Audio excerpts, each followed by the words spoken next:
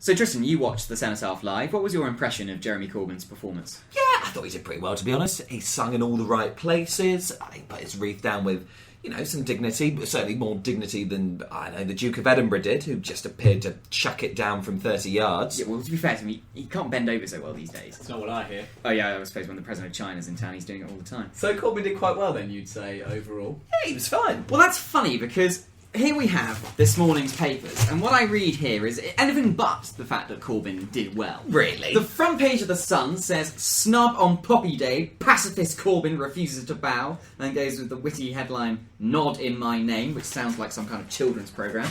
Then we have the Daily Mail, which has, "He only had to nod in respect, so why did Corbyn barely move his head?" And then there are lovely points of comparison with the Queen, who's doing a 45-degree one, and David Cameron, who is supplicating himself. And then we have Jeremy Corbyn looking like a respectful old man. The bastard. And then we have the Daily Express, which has Corbyn's under fire for a nod. And it said Labour leader Jeremy Corbyn raised eyebrows yesterday, but he didn't bow his head.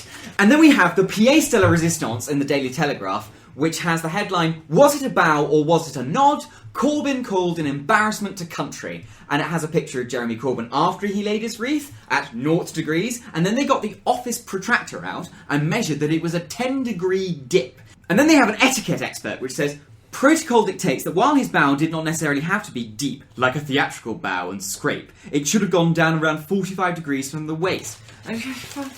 He paid his respects, he did it in his own style, nobody can say he was definitely disrespecting anyone. What I've noticed from that is that it's the Daily Mail, the Express, the Daily Telegraph and the Sun which have made a big thing about this. What do those papers have in common? I don't know, I can't put two and two together. My main question here is, when do we start categorising nods?